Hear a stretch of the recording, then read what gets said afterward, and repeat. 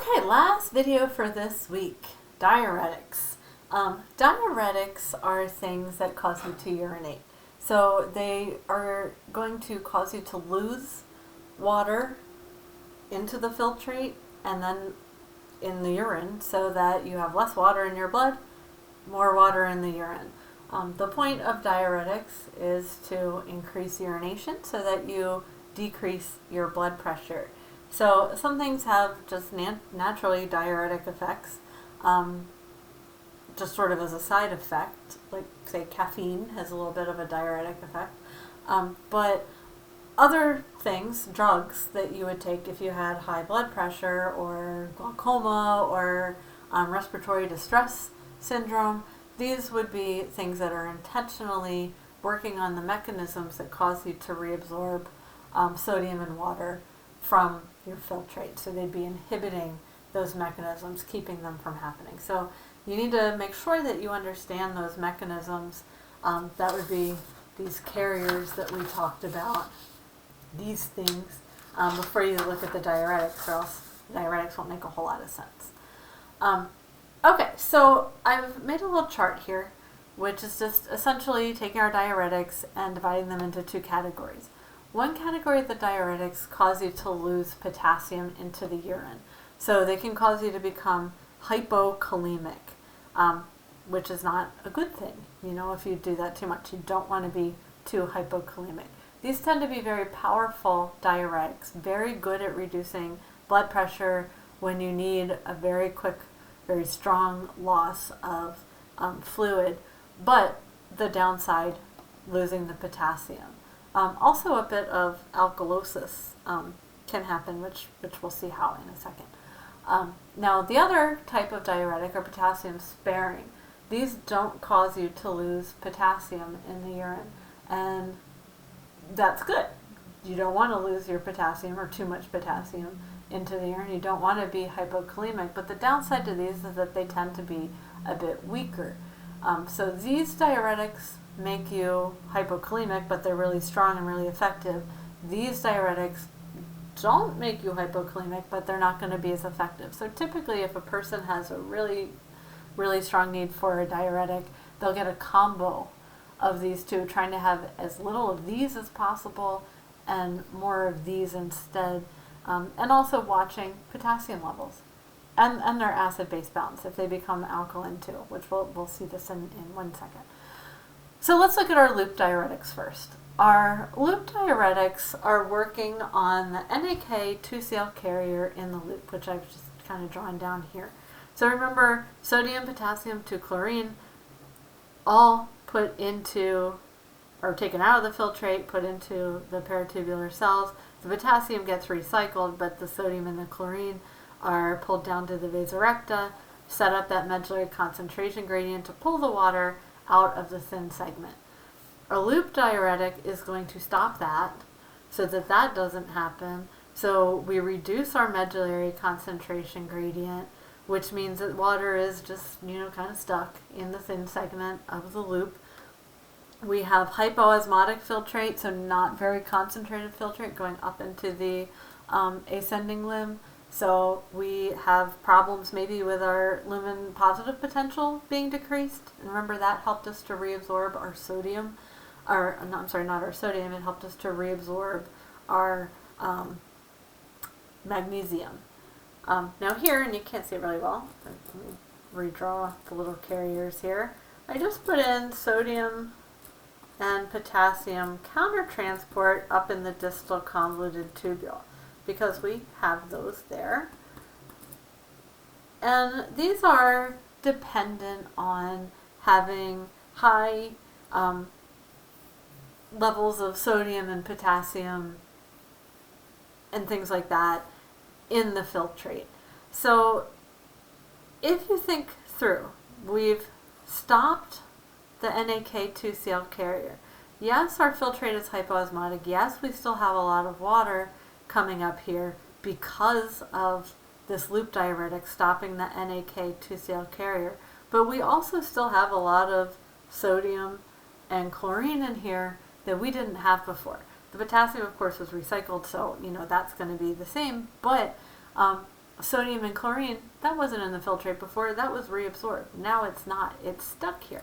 So as that sodium hits the distal convoluted tubule, it's going to stimulate both of these carriers because the gradient for sodium is going to be that much stronger.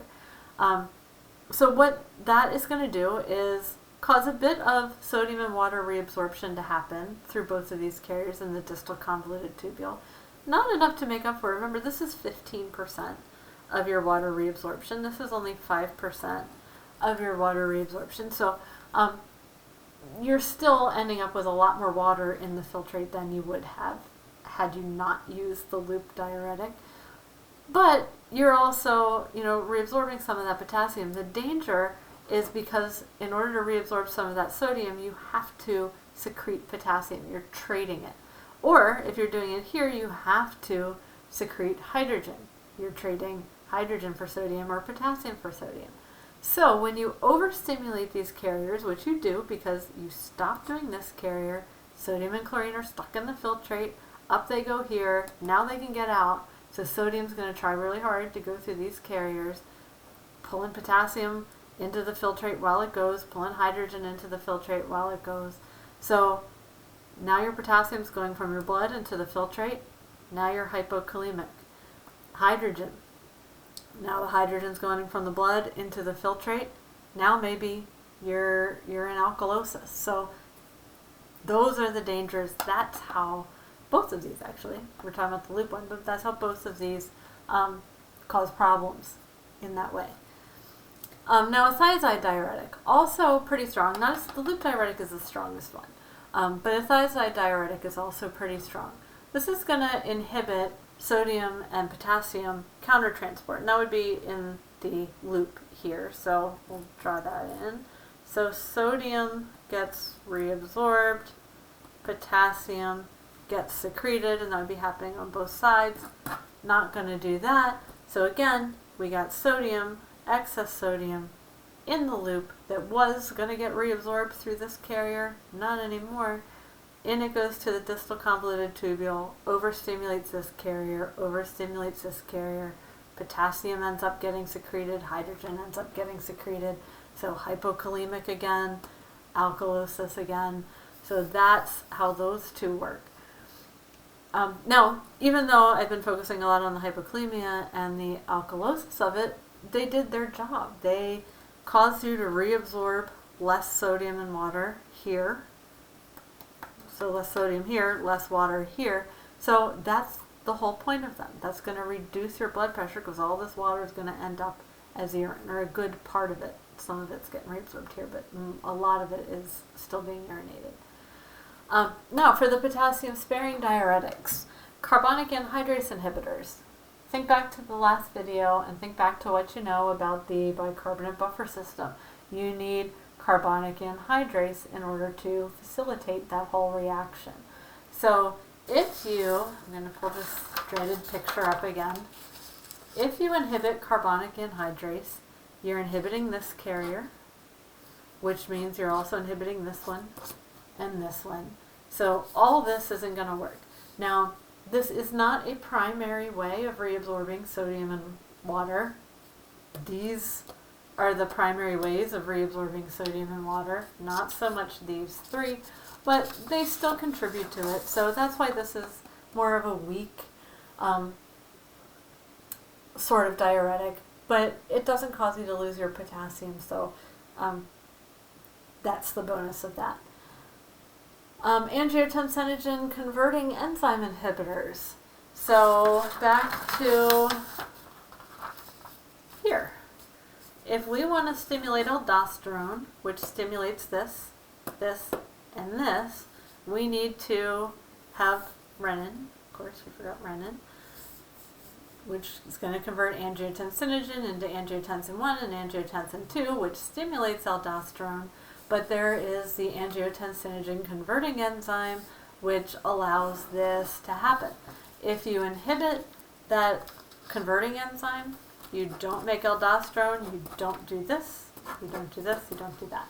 So you're just essentially keeping yourself from making aldosterone. It's also a rather weak diuretic, so it's just you know, keeping you from making aldosterone. So it's not going to have a strong effect on the blood pressure, enough, a little bit, but it also won't have an effect on your potassium. So that's the high point of that. Also, not making you lose potassium would be an aldosterone receptor antagonist. It's going to have very similar effects to this one, except for it allows you to make aldosterone because it's not blocking the enzyme that causes the production in the end of aldosterone, but it's blocking the receptor for aldosterone. So you make the aldosterone, your aldosterone does you no good, it's not allowed to work. So that's that one. So these two work very, very similarly. This is involved with the bicarbonate buffer system. This one is sodium, potassium, 2-chlorine, carrier inhibitor, essentially, in the loop. And this one is stopping your sodium chlorine co-transport. Okay, and that's it for diuretics.